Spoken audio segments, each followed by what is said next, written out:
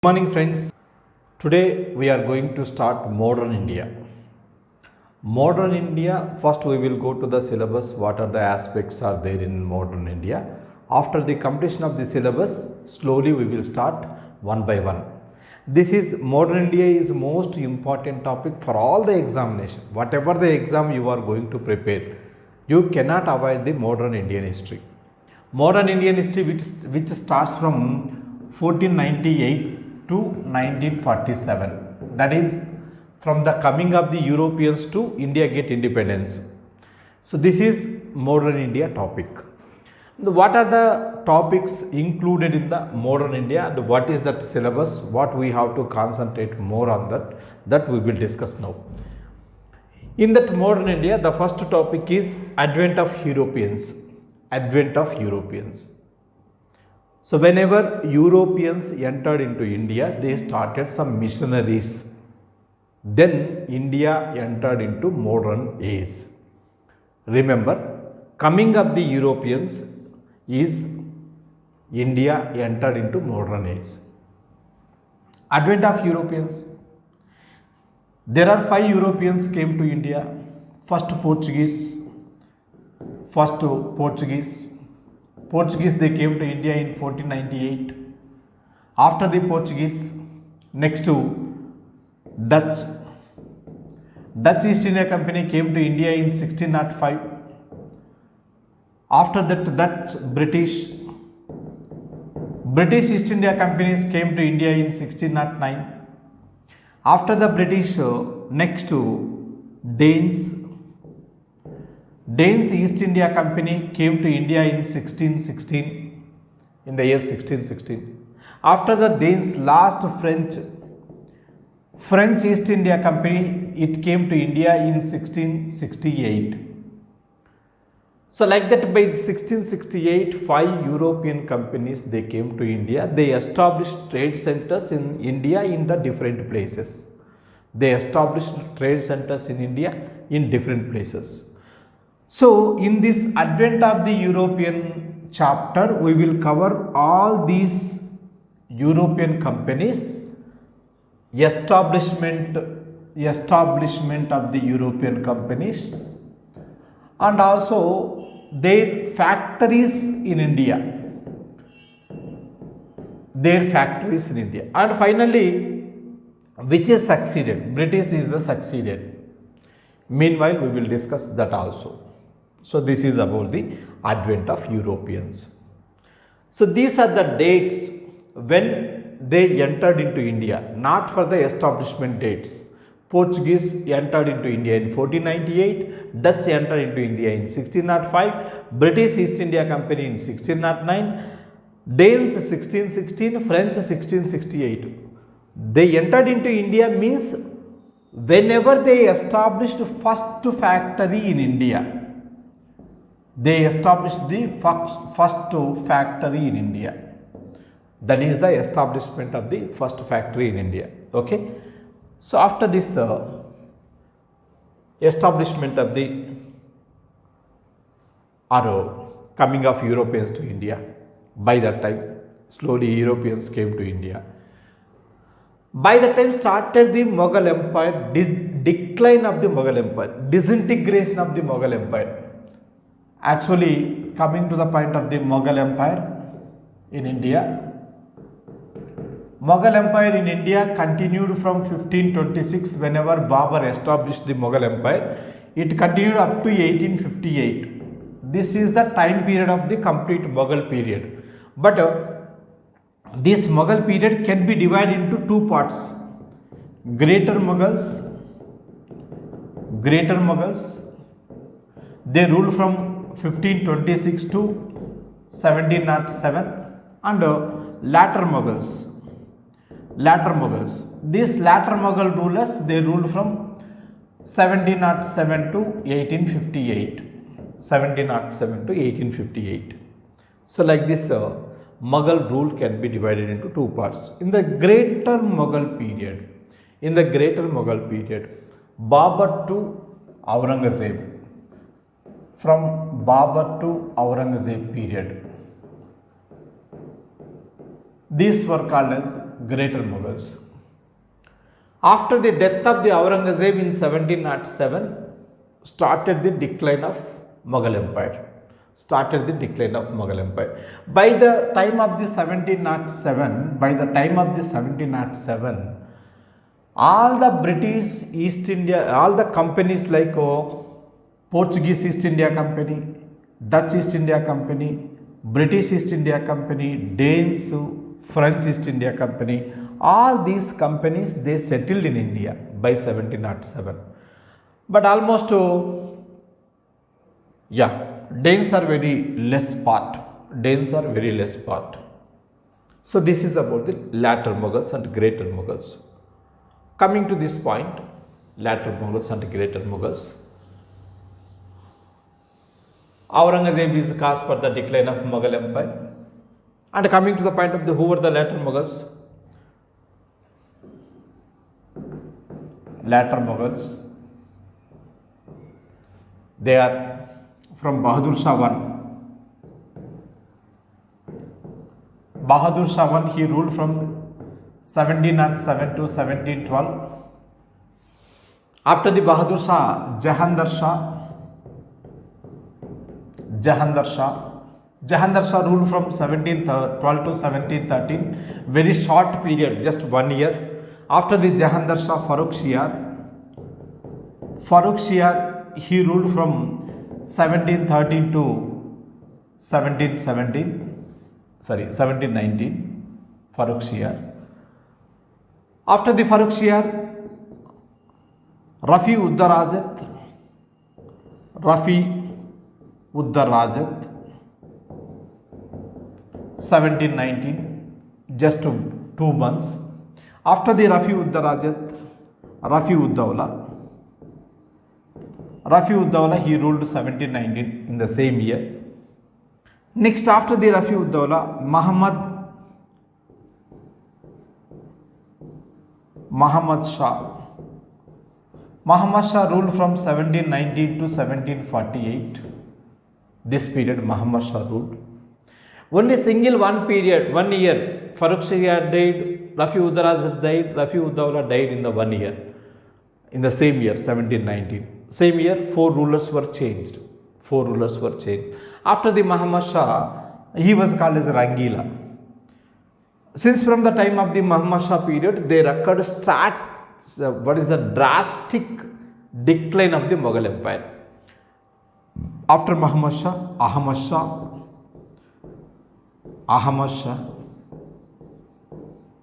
Shah, he ruled from 1748 to 1754. After the Ahmad Shah, next to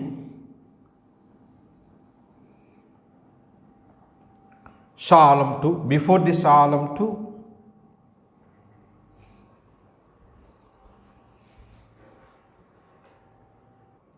after the Ahmad Shah, Alangir II from 1754 to 1759. After the Alangir II, Shah Alam II.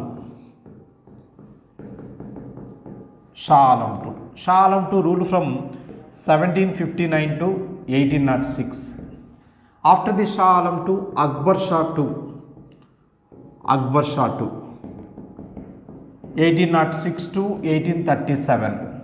After the Akbar Shah II, last Bahadur Shah II.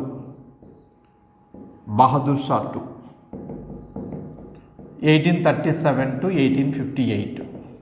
So these are the latter Mughals. All these are latter Mughals.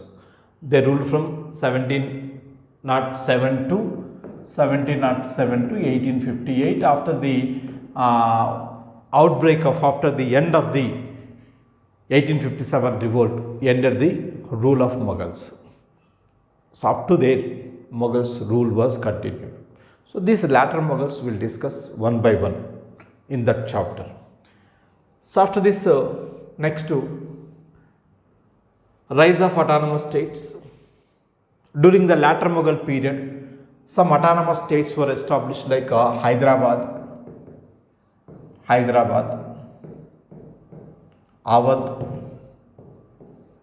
Bengal, Karnataka, Maharashtra, that is Maratha Kingdom. So like this, some autonomous states. These autonomous states finally occupied by the British East India Company. So this we will discuss in the rise of autonomous states. After this, establishment of the British power in India. Establishment of the British power in India means British wars.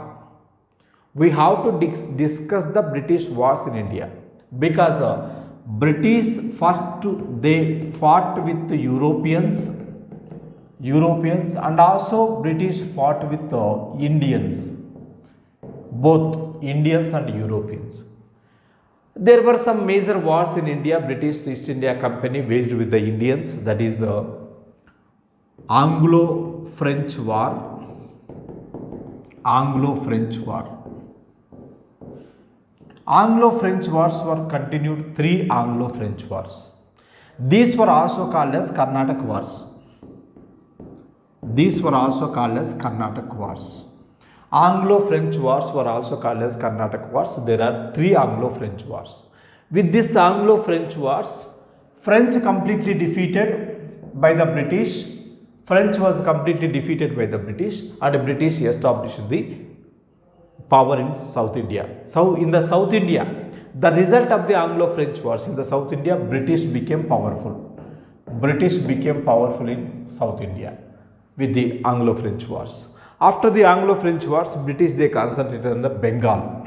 That is called as Bengal wars. British waged Bengal wars with the Bengal Nawabs. There are 2 wars, that is Battle of Plassey and Battle of Buxar. Battle of Plassey and Battle of Buxar comes under the Bengal wars. With this, British they hold power in the Bengal. After the Bengal, British they concentrated on the Mysore, that is Anglo-Mysore wars. Anglo-Mysore wars. There occurred 4 Anglo-Mysore wars with Hyder Ali, first Hyder Ali, and also next to Tipu Sultan. Hyder Ali, Tipu Sultan. These 2 fought with the British. Finally, Tipu also defeated. Tipu died. Mysore was annexed by the British. This is Anglo-Mysore wars. After the Mysore, British they concentrated on the Maratha Kingdom. That is Anglo-Maratha wars. There occurred 3 Anglo-Maratha wars waged with Maratha Peishwas. This war waged with Maratha Peishwas. Completely by 1818, Maratha Peishwas were defeated by the British, ended the annexation of Maratha Kingdom. After this, Anglo-Maratha wars. Marathas fell under the control of the British. After this last one, Anglo-Sikh wars. Anglo-Sikh wars. 2 Anglo-Sikh wars occurred. Anglo-Sikh wars were ended by 1848. These were the last wars in India. Totally 3 plus 2, 5, 5 plus 4, 9, 9 plus 5, 14 wars.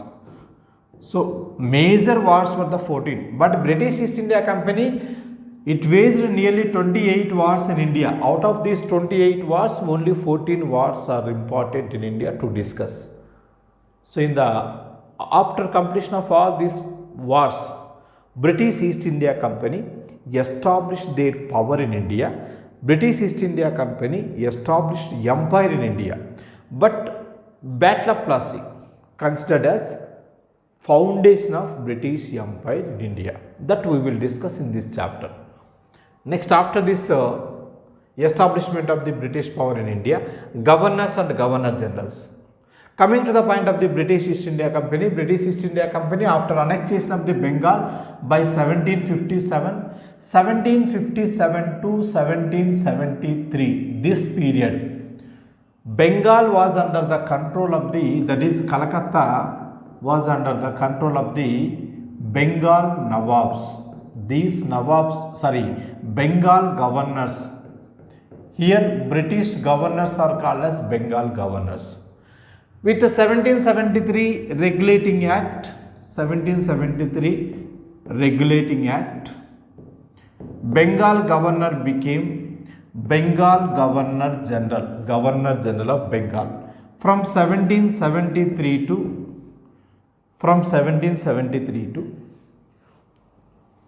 1833. This period, Governor Generals were called as Governor Generals of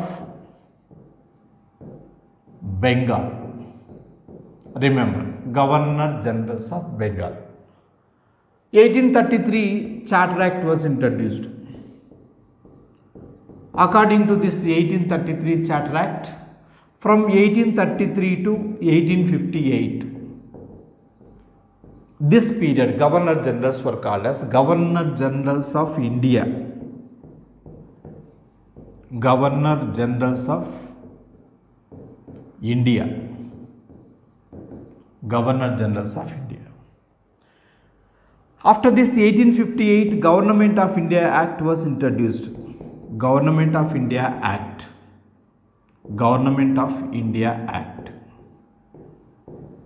With this Government of India Act 1858, from 1858 to 1950, this period Governor Generals were called Governor Generals and Viceroys of India. Governor Generals and Viceroys of India. So we will discuss all these Governor Generals and Viceroys of India in this chapter. Okay.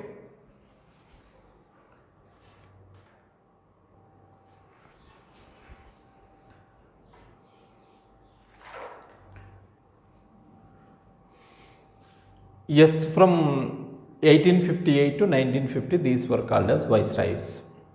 So, Governor Generals of Bengal, Governor Generals of India, Governor Generals, Viceroys, Governor Generals and Viceroys of India, these ruled India in this period.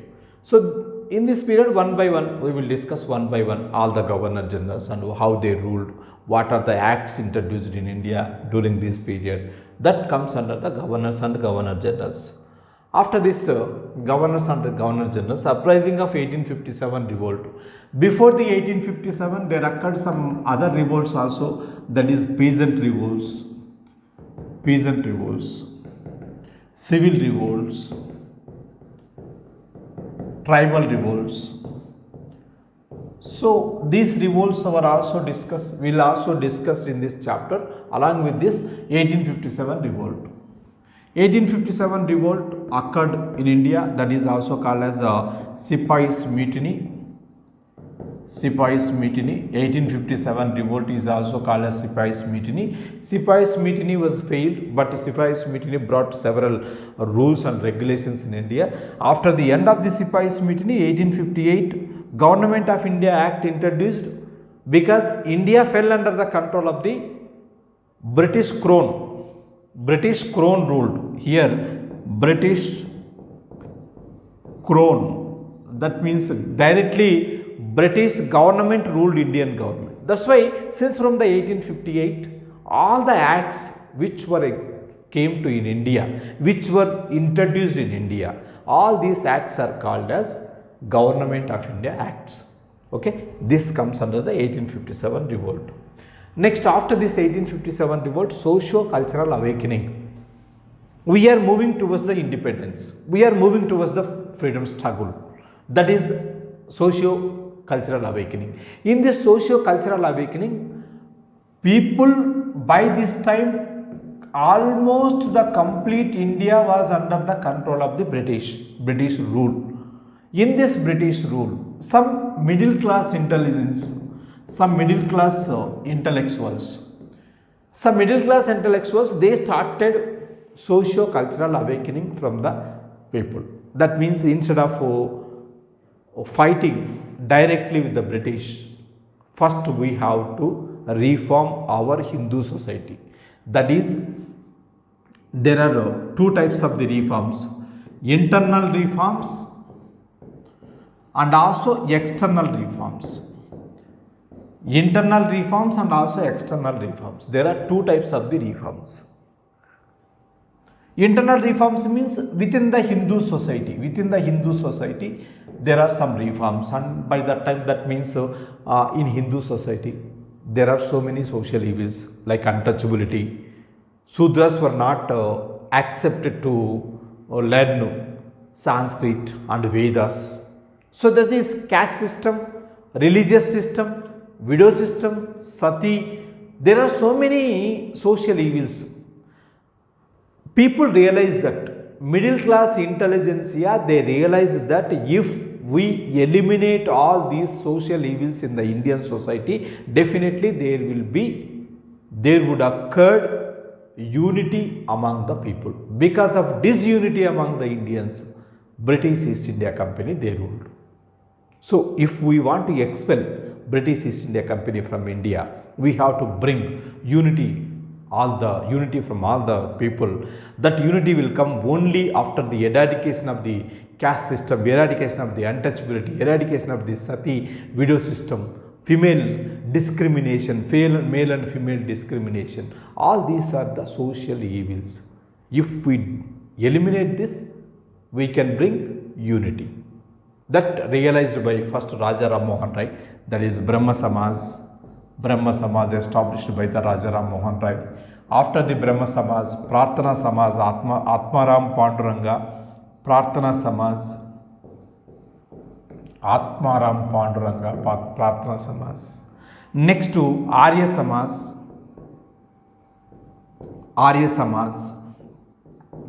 Samaj, which was established by the Dayananda Saraswati, Swami Dayananda Saraswati, that is Arya Samaj.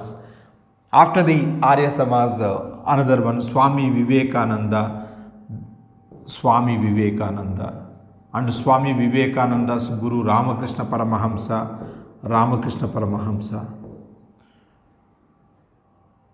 Theosophical Society by the Annie Besant, Theosophical Society.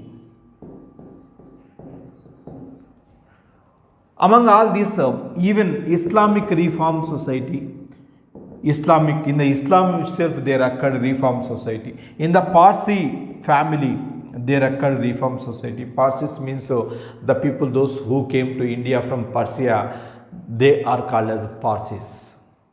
Like that, socio-cultural awakening started in all the people, all the caste, all the religions of the people in India.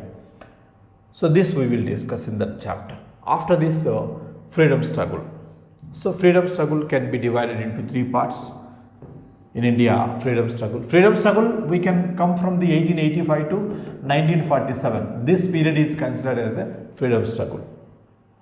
From the establishment of Indian National Congress,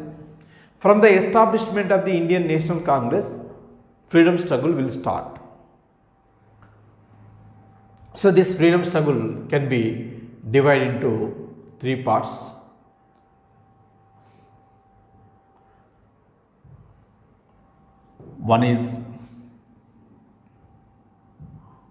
The first one is moderate siege.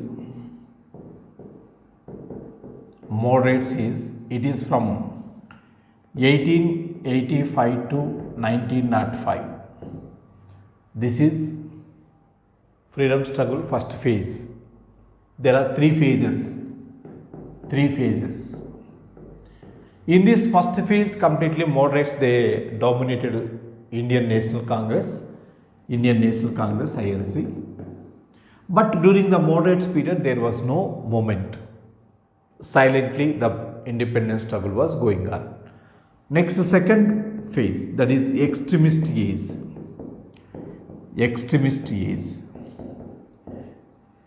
It is from 1905 to 1919. During the extremist age, there occurred two movements in India. Swadeshi movement, one is Swadeshi movement. Another one is, this is from 1905 to 1911, Swadeshi movement. Another movement, Home Rule movement. Home Rule movement, it is from 1916, only in the year 1916. Home Rule movement. These two movements are conducted or led by the extremists like Lal Bal Pal, extremist leaders Lal Bal Pal, Lala Lajpat Rai, Balagangadhar Tilak, Bipin Chandra Pal.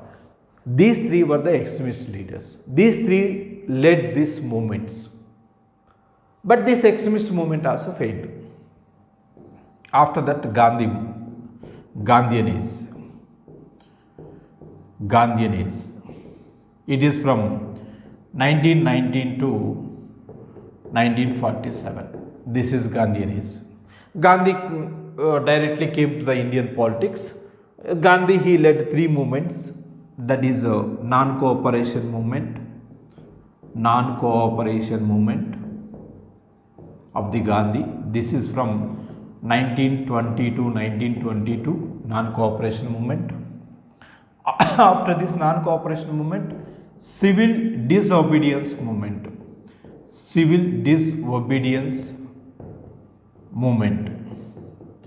This civil disobedience movement from 1930 to 1934. Next, Quit India movement. This Quit India movement from only in the year 1942. By 1942 ended all movements of Gandhi. But here, if you understand clearly, none of the movements of Gandhi brought independence to India. After this 1942, there occurred several changes like 1932 to 1939 to 1945. In the Second World War period,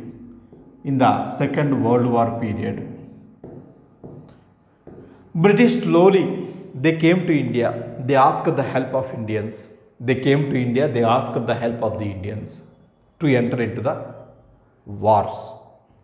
So, in this regard, slowly India walked towards the independence.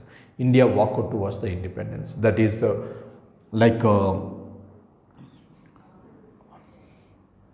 what is that? Cabinet minister plan. That is in 1946. According to the cabinet minister plan, in India, government was formed 1946. Elections were held 1946. Interim government formed. Nehru became prime minister. In this regard, we started the Indian Constitution. Writing of the Indian Constitution. Indian Constitution ended by 1949. 1950, India became 1950 January 26, India became republic. So like that, we went towards the freedom struggle. But here, the parallel movement of these three movements was revolutionary nationalism.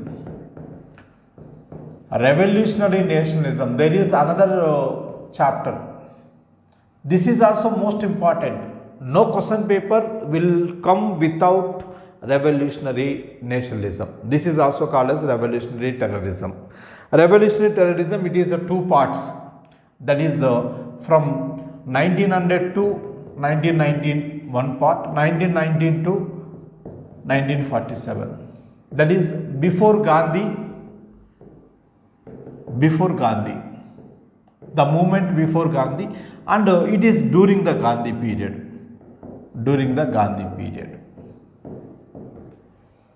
Like Madan Lal Digra, Prafulla Chaki, Bhagat Singh, Rajguru, Sukhdev, Chandrasekhar Azad, Subhash Chandra Bose. All these comes under the revolutionary nationalism. They also fought for the independence of India. So like this, 1947 we got independence. And in the 1947 there is one topic to discuss: integration of Indian states. Sardar Vallabhbhai Patel integrated all the Indian states. That is integration of the Indian states. So this is about modern India topics, modern India syllabus.